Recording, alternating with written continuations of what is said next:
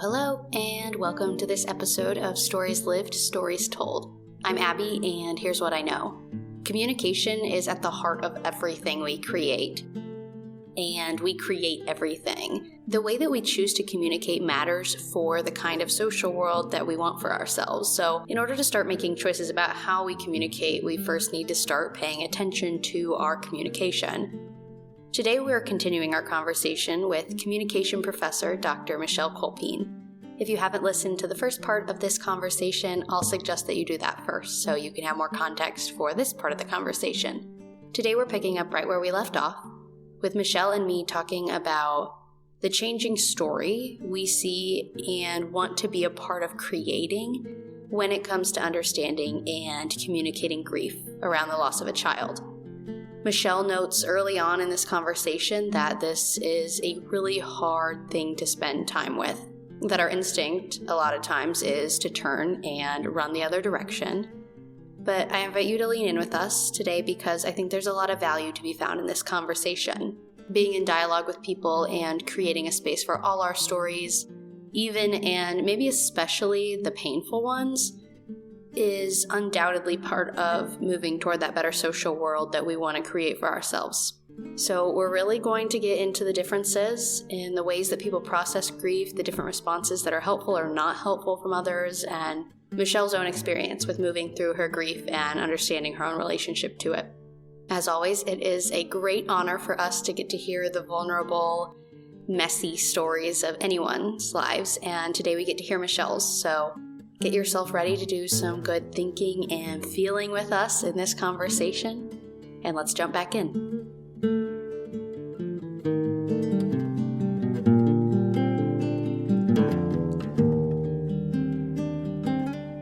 I think child loss in particular is really just genuinely the worst thing that could ever happen to you, right? Mm-hmm. And I think a lot of people recognize that. And when something is that difficult, I think there's an impulse to turn away from it. I do think there's a generational shift happening around it. I know there have been generations of families who have lost babies and young children and were expected to move on or not talk about it. I know there's stigma, especially around stillbirth and miscarriage, especially, that I haven't experienced personally, but I have a lot of friends in those circles now, and I know that's a unique kind of difficult. There's cultural expectations and taboos around child loss. Yeah. Met a lot of older women who say things like, in my day, we were just expected to move on and not talk about it, which just seems brutal. And that's fairly recently. Yeah. I think about mothers like 100, 200 years ago who were almost expected to experience child loss. When we had no birth control or reproductive management, right? As like this routine practice, and how that's tied to all sorts of stigmatizing narratives. I remember thinking like a couple months after Sami died, reading something about, this is going to seem totally out of left field, Mary Todd Lincoln, Abraham Lincoln's wife, and all the negative narratives around her going crazy and having all these struggles with mental illness and having super low approval ratings because she was seen as crazy. But like the woman lost 3 of her 4 children in her lifetime in their childhood, right? Yeah. There's no rational or grounded way to process that. I've gone a little crazy, and I, again, mean that in the clinical sense after just 1. Right. So how do we... I don't know. I mean, not in a clinical sense, right? Like where we reclaim the stigmatized term around mental illness. But I don't know. Once you know what this feels like, there's no way to go through life without continuing to feel it. It's a new normal to permanently recalibrate to, if you can recalibrate.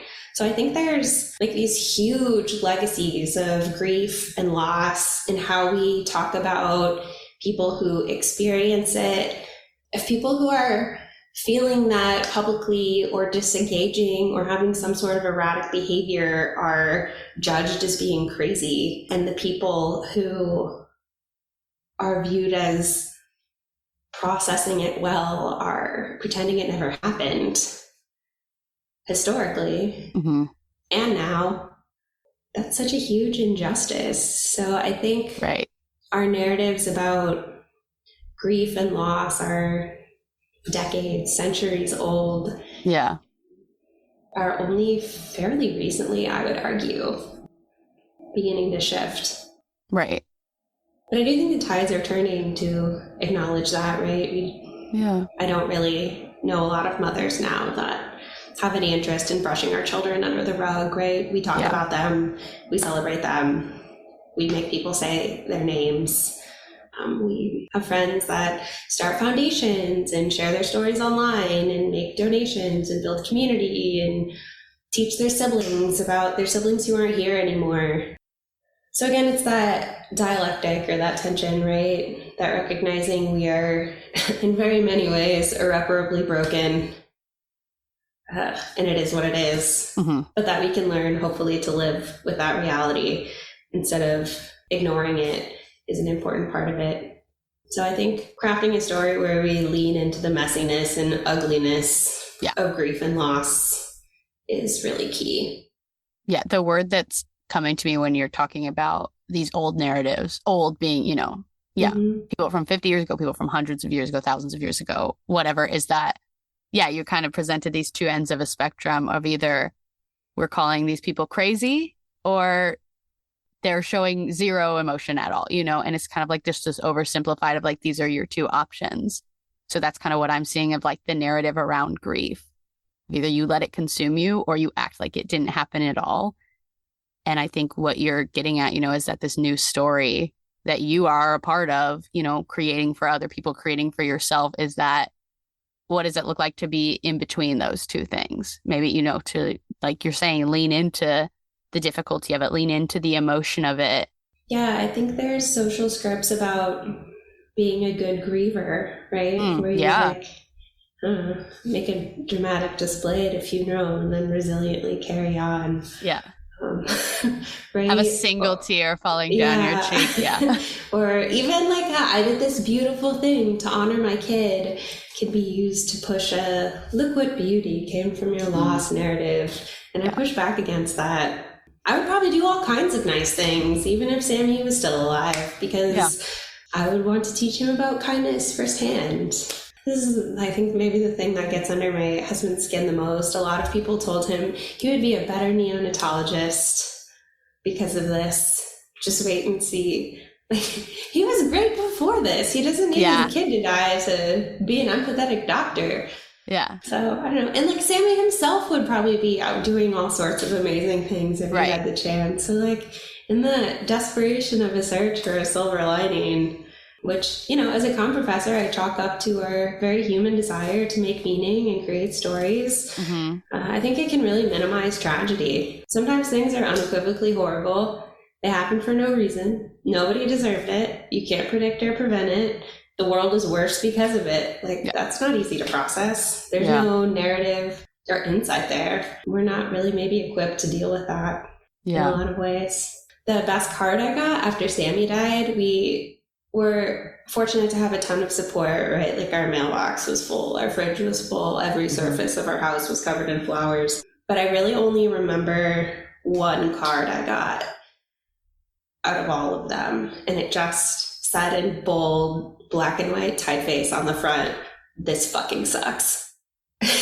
Yeah. It was like, it does. Thank you for not trying to cushion the blow. Mm-hmm. You can't cushion it. Right. Like, I don't care if you'll be there for me or if there's anything you can do. Yeah. Because my child's gone. I don't care if you have no words because they wouldn't help anyway. Right. That's like fundamentally a phrase that recenters you also. Right. I don't care if you think this happened for a reason or some good would come out of it, because there's, to me, no reason that would ever justify this. Right. Your kid dying. It fucking sucks. That's all there is to it. Yeah. Kind of talking about this, communicating grief. Now, what have you learned from your research, from your own experience, that maybe some healthy things for yourself around communicating your grief? Like you talked about, you and your partner navigating this together, what worked for you, what didn't. And then maybe also, kind of a message to maybe people who are listening who are the people that are supporting others in their grief, of kind of what's a good way to communicate support around grief? Yeah, I think so much of it is individual, right? I can speak to my experience and what helped me and the people I know and what's helped them. And fairly regularly, I'm very vocal about loss and how I process it, especially on Instagram. When I couldn't find good community anywhere else or didn't really know anyone in real life who had gone through this, I found a lot of support and mothers in very similar places on Instagram who I'm close with and check in with regularly. So that's been very helpful. And I think having to build your own community where it doesn't already exist is a tough burden, but is really generative. So there are people out there, even if they're hard to find. And for me, social media and Instagram in particular has been really helpful to find other people in similar situations. And it is really helpful, like late night talks. Sometimes we'll send like small memorial gifts to each other. Every once in a while, a friend will have a video of their kitchen in Florida on their Instagram story, and I'll see Sammy's picture hanging up on the refrigerator. Oh. And I've never met these people in real life. I probably never will, but it's good to know that sort of like if your kid is alive, they would go out in the world and meet people and touch their lives and travel. And so knowing that that can still happen in very different ways, I think has brought me some comfort and just shows that like his memory will travel and have range. And he will touch people's lives in meaningful ways, that they see his picture every day and think about him every day as a result. I think it's really powerful. So acknowledging that people's kids exist, especially after the initial loss, but acknowledging them in an enduring way, I think is really productive. Amplifying their stories, being receptive to what they need. I have a lot of folks who, I mean, it's hard to ask for help. So if people are like, if there's anything I can do, let me know. Like, I'm not going to let you know. I don't know what I need. Yeah. So folks who gave us a DoorDash gift card so we could feed all the people that were staying in our house was really helpful, because then it was one less thing we had to worry about. Pragmatically, things like that were really helpful. But long after, people who just remember your kid are really useful as well. And really thinking about if the messages you're sharing recenter you or show support for the person you're trying to support in a meaningful way are helpful, right? Like, don't try to make people feel better. It's not going to happen. Yeah. For a long time. Yeah. Can you give an example of that, of like the recentering messages versus one that keeps the focus on you or your loss? Yeah, I have no words. I don't even know what to say right now. Right? Okay. This sounds like a you problem. Yeah. Yeah. It has nothing to do with me and my loss. Yeah, I get it. Like, I don't have any words for you either. I have a pretty thick skin, and I genuinely approach life with the knowledge that like people aren't being malicious. So I think I'm annoyed by ineffective grief messages, maybe less than most people I know, but they're still like laughably unhelpful sometimes. If anyone is listening to this and has said this to me, I don't even remember who has said that to me. On a one-on-one basis. Like, we all say stupid stuff because we don't know what to say. Right. I do it all the time. It's fine, you know, it's like keeps you up at night. Sometimes we've all been there. Like, it's not helpful. So I think if we think really carefully about what we're saying, or we can just be open to listening or sitting with someone where they are, physically or otherwise, it can be really generative. We always struggle in January because we lost Sami in January. And so the whole month is like this miserable slog for us, right? And so our people know that and are ready to support us however they can. One of my friends was like, hey, there's a new plant store in town. Let's go build terrariums. in mid-January for no reason at all, right? Yeah. And without saying it, like, I see what you're doing, right? You're realizing that, like, I'm in my head, I need to break, I need to get out of my house and do something I like. I'm a plant lady. And so it's a good reminder that your people are really in your corner and there to support you, even if you don't say it explicitly, right? Mm-hmm. I needed something to do with my hands immediately after Sami died. It was just driving me up the wall. Like, you go from being so busy with a baby that never lets you put him down to having literally nothing to do. So I started jigsaw puzzling, like, almost pathologically. Mm-hmm. And so our neighbors would just bring, like, enormous boxes of jigsaw puzzles and leave them on our front steps. Oh. The collection is absurd. I've given away most of them. I still have a full closet of jigsaw puzzles.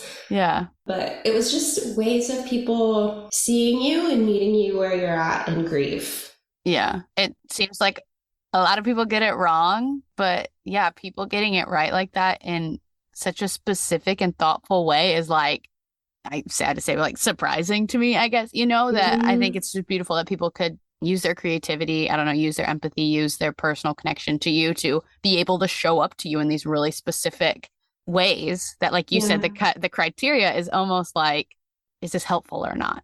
Yes. Which seems really simple, but it's probably a question not a lot of people are asking themselves. There's an instrumentality to it that is really, really nice, I think. But that sort of tailored level of care was really important. And we're lucky that we have people in our lives who would do that, right? Yeah. And they weren't necessarily people that knew us really well. Like, our neighbors dropped off a dozen jigsaw puzzles and they didn't know us very well. We moved right before the pandemic hit. We talked a couple times, ever, but they still showed up in very particular ways that we really appreciate, because it really got us through. Check out my memoir, Jigsaw Saved My Life. No. Someday that'll be it, yeah. But in the moment, they really did. Right? You just need something to cling to and fill the hours. That's why we got a puppy. Yep. I'm a cat person. I was like, it's like the part of my monkey brain that was like, I should be taking care of something small right now, lit up again because we got a puppy, and I had to, like, take it out every 15 minutes for 2 months. Right. But that turned out to be helpful for you. Yeah. Just, I think everyone will have their own thing, right? But trying to figure out what those things are, or helping people try things. Like, my cousin is a librarian and bought me a Book of the Month Club subscription right after Sami died. And so I started reading a lot again because of that. But my husband is like, I am trying to do the same thing, but focusing on a book is like too much time where I can get my own in my own head, and it's horrible.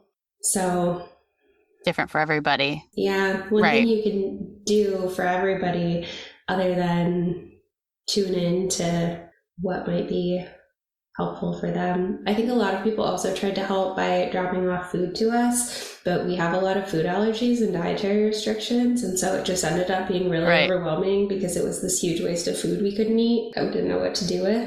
But I have other friends who were like, I really appreciated all the food. Yeah.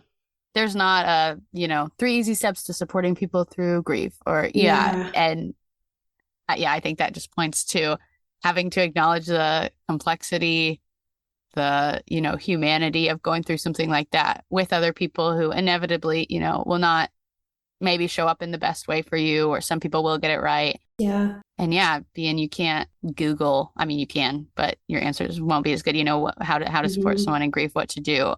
But I think it seems to be about knowing people and asking what's helpful and knowing that will look different for everybody. I think it's tough when it's someone on your social periphery. I have a lot of friends that will be like, my coworker just lost a child. How can I help her? They're like, I don't know her super well, but I want to be like, don't want to pretend it's not happening. Yeah. Right. And I think, remembering people's kids is a big part of that. So I haven't after Sammy died, someone made a rear view mirror charm for my car for me with Sammy's name on it. And I had really bad driving PTSD because the last time I drove was when I drove Sammy to his nanny chair where he died, and then I drove my car home from the hospital with an empty car seat in the back. Right. Hours later. So I couldn't drive my car. Like I didn't go anywhere. If I had to go to the grocery store, I would like walk half a mile there. I just couldn't do it. But I had this car charm from a neighbor, and it was really helpful to me as like a reminder. Eventually I bought a new car, and that's actually the only thing that helped, which is a matter of resource, right? Not everyone can do that. Right. Again, like I think privilege is really deeply tied up in a lot of these coping mechanisms. Yeah. But that was so kind and just showed me that, I don't know, they're with you. Yeah. In some small way everywhere, and that people like thought about your child and held their name in their hands and crafted this thing for you, I think is really powerful. So I started an Etsy shop that makes the same thing. Yeah. Inexpensively. Like I just try to recoup shipping because I send them out to a lot of people for free. So I'm just trying to make it self-sustaining. And so I send those to a lot of friends when they ask me those sorts of questions.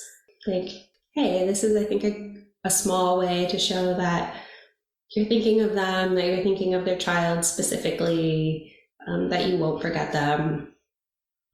But any like small way you can memorialize and connect, I think can be really helpful for folks, and figure out what their coping mechanisms are and try to help them.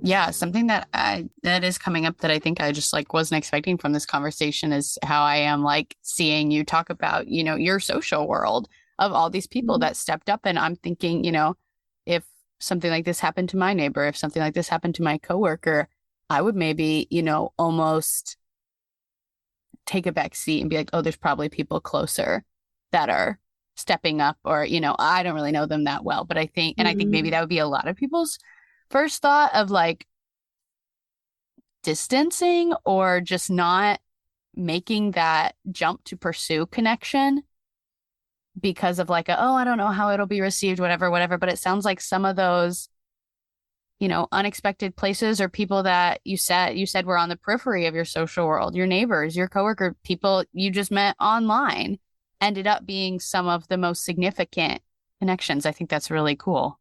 Yeah, it really sort of rearranges your social world in a lot of ways. I luckily had a lot of support from people who were close to me, but I know people who's like the people they thought they were closest to really disengaged because it's intimidating, right? Yeah. And then other people came in sort of unexpected sites of support. So I'm not sure you really know how your social world is going to react. I think I'm probably with you, right? Like I probably would have also been I don't know what to do. Yeah. Yeah. I'm thinking about them, but like their people will take care of them. But the community we live in did not do that. Yeah. We'd only lived here for a year, and most of it had been pandemic. We relocated for work. Really know anyone here when we moved here. And the outpouring of support from our neighbors in our suburb was overwhelming. Like they lined our street with luminaries at night for Sami. We had $1,000 in DoorDash gift cards from I don't even know who. Yeah. Right? We had care packages. They still remark and remember us. Like our community has done a lot of work to remember Sami and make sure he stays a part of our community. So when people were asking, what can I do? Where can I donate? Like we luckily didn't need to cover funeral expenses or anything. Yeah. Or burial expenses, not that you could have a funeral, but people want to do something. right? So we started Sami's memorial fund through the Wyoming Community Foundation in our neighborhood in order to plant a memorial garden in his memory, which I think will start this summer, but that raised tens of thousands of dollars within weeks. People from I'm in a bumpers group on Reddit, so your month of your due date, so the March 2022 bumpers group with Salma and the May 2020 bumpers group with my son Sami, it's all these anonymous people, like a couple thousand people that I'm in real life friends with at least one of them, but like most of them and that's only because she realized I lived in Cincinnati and our sons were born on the same day. And then our daughters were born a couple days apart a couple of years later. Whoa. I know. Meant to be. But you sort of find people that way. And that group one person donated like a $10,000 grant. Oh my God. I don't even think they live in the US. Like people will have your back in the wildest, most unimaginable ways. And then when Selma was born, they sent her like a whole care package of monogrammed stuff. And they sent me a really beautiful necklace with like 2 little stars next to each other. Oh, wow. The answer is not send people stuff. It's do meaningful gestures right. to know that you're thinking about them. But when we celebrate Sami's birthday every year and ask people to hand out Sami cards and do acts of kindness in his memory, dozens of people have me send them cards all over and share these sweet things they're doing or have his picture up in their house. Right? Like, I don't know any of these people. I'll never meet any of these people for the most part, but they're still really helping. Like, they have no obligation to me or strong personal connection, but there's no reason they should be supporting me other than they're like good people who care about other people. Right. That's kind of magical, I think. I think I used to have a lot of faith in the universe and not a lot of faith in people, and that's really flipped. And now I have a lot of faith in people. The universe is really going to do me dirty, but community will get us through. Understood. Yeah, I can understand where you're coming from with that one. Well, is there anything else you want to say about grief from your communication perspective? It fucking sucks. It fucking sucks. That's all there is to be said. At the end of the day, yes, but there are people there, maybe in unexpected places, that will really help you get through it. I think I just needed to know that like this was survivable because it doesn't really seem like it. And seeing people, especially on social media, like living their lives 5-10 years after a loss and like still regularly being very sad, but also having a lot of joy in their lives was in a lot of ways what I needed to get me through, just because it doesn't feel like it's possible. But I guess it is. And so to all the people who I basically cold called or messaged out of the blue and was like, how? Yeah. How did you do it? Everyone was so receptive to me and is still very supportive to me and checks in. And now I do that for some other people too. Like I at least once a month have someone message me on Instagram and be like, hey, I just came across your page or read a story about Sami on some platform. It makes this feel doable. How'd you get through it? What do you do? Yeah. How do you survive this is a question I get a lot. And so I think being there for strangers is like kind of this magical, powerful thing that we can lean into. And sometimes we're doing it even when we don't realize. There's a woman who owns a local business who takes out trash cans to the curb and puts them back for people on trash night, which is really good for like older folks or folks with mobility issues or busy people who aren't home. And so after Sami died, she was like, hey, I own this business. Can I take your trash out for you? And I was like, thank you. I don't know what day it is. Right. One less thing, like I cannot do a task right now, which she saw. And then probably a year later, I caught her outside and I was like, hey, you are so wonderful. Like, I really appreciate you. How are you doing? And she was like, actually, I lost my son a couple months ago. Wow.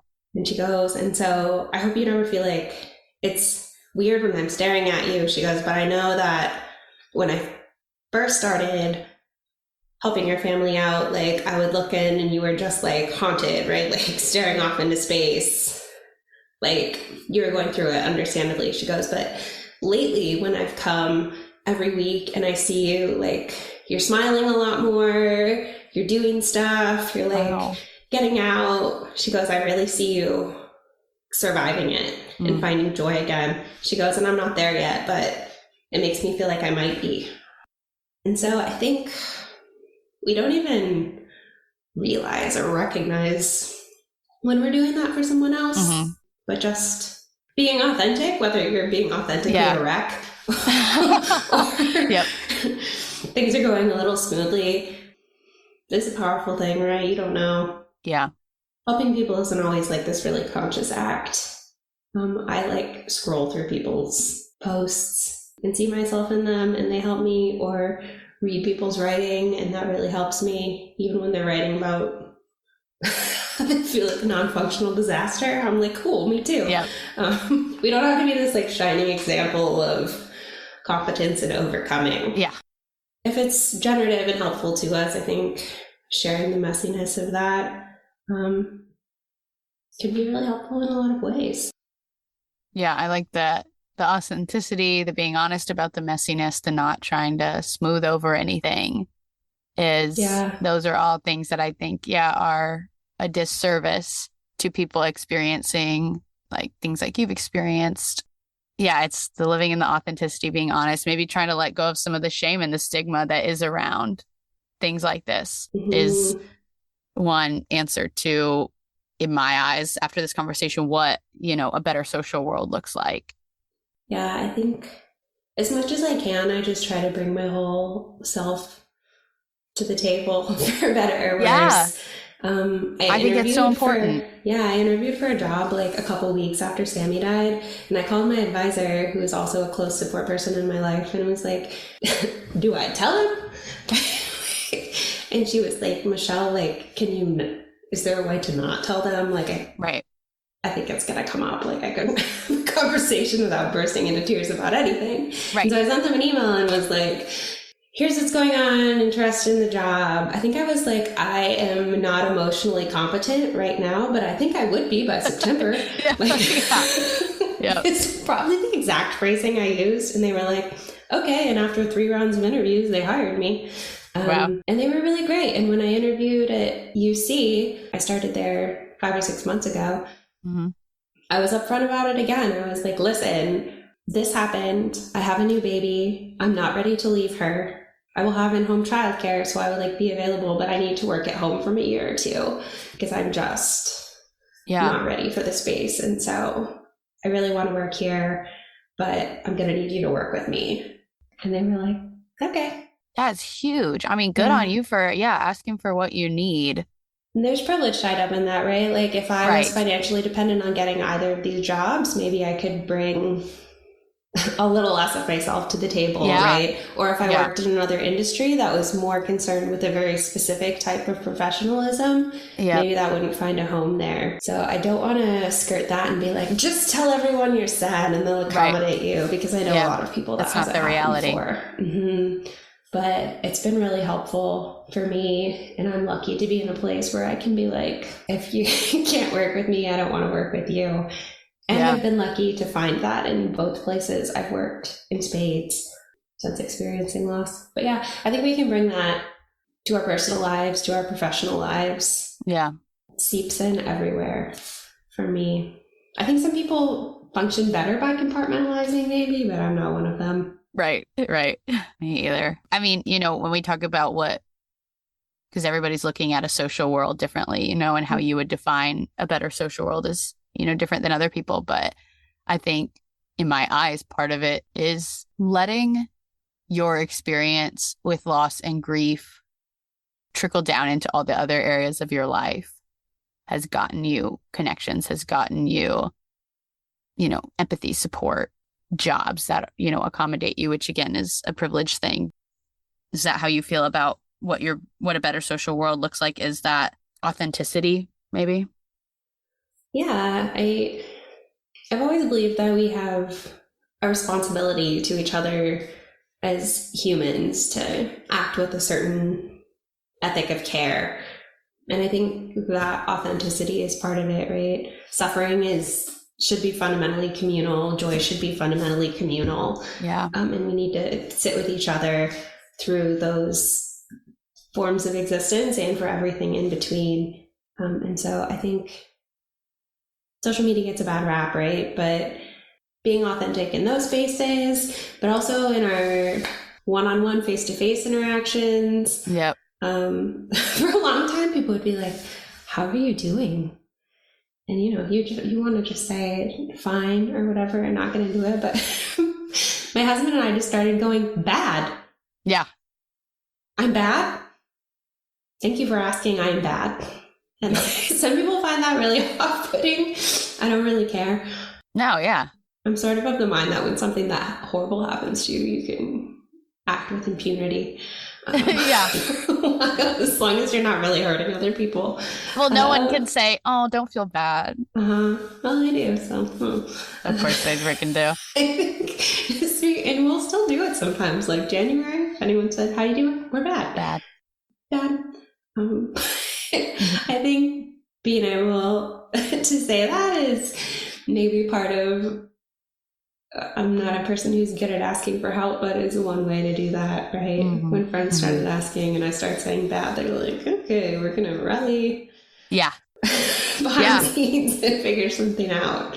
Sometimes just like admitting it out loud is helpful.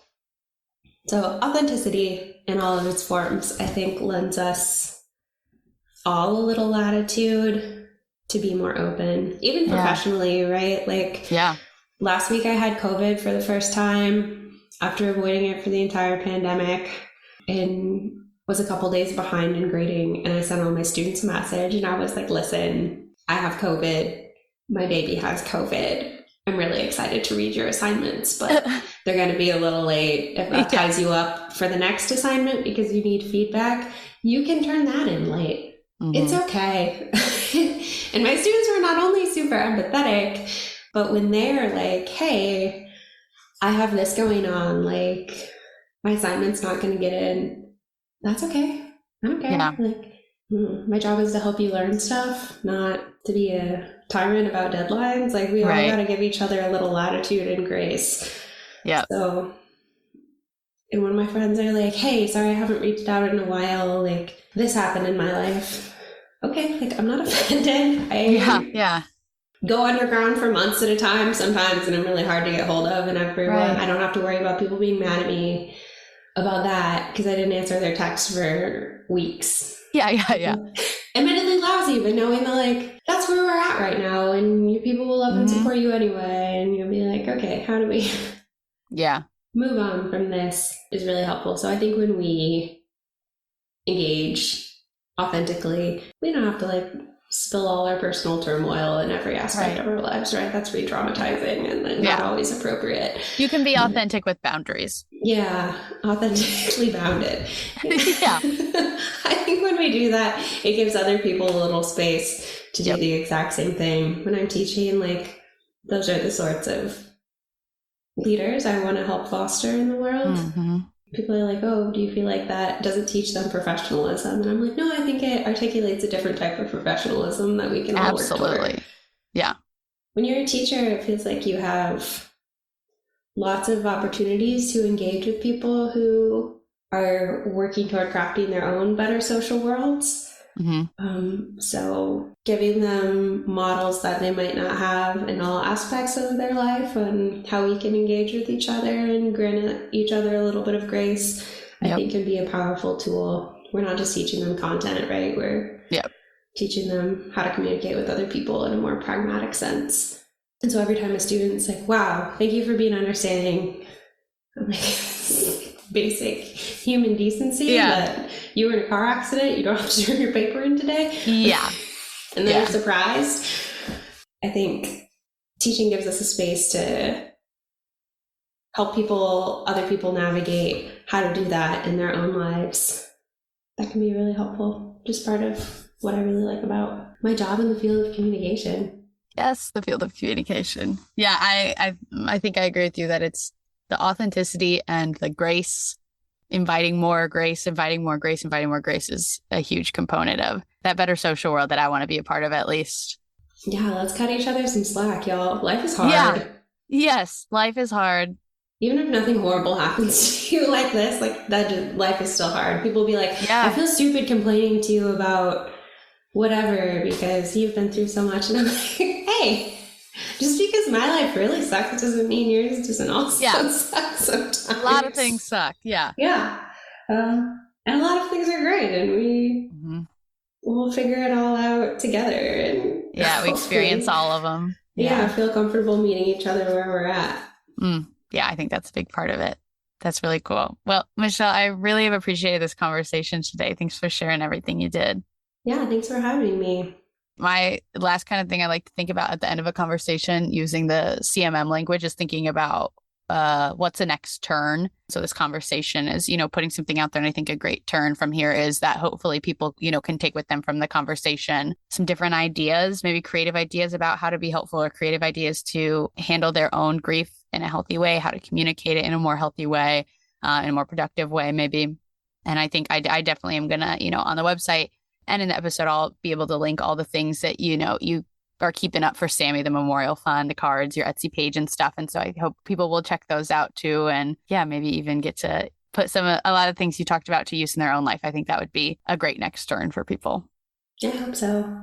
I think the operative thing, if something like this happens to you, is figure out whatever you need to do to survive it.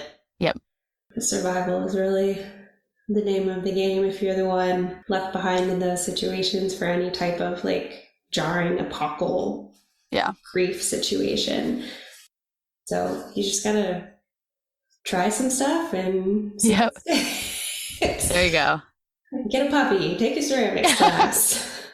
Buy a treadmill. There you go. I don't know. Figure out whatever works for you. It'll be different for everyone, but figure out what your turn after the turn is. Yeah. Good way to put it. Well, thanks again, Michelle. This was great. Thanks, Abby.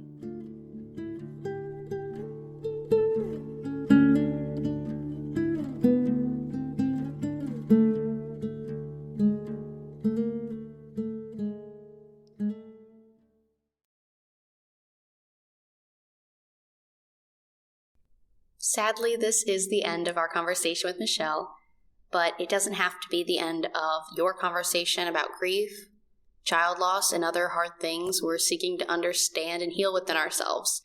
Michelle left us with some great next turns and pointed out that even thinking in terms of turns as you experience grief is a helpful way to take it one step at a time.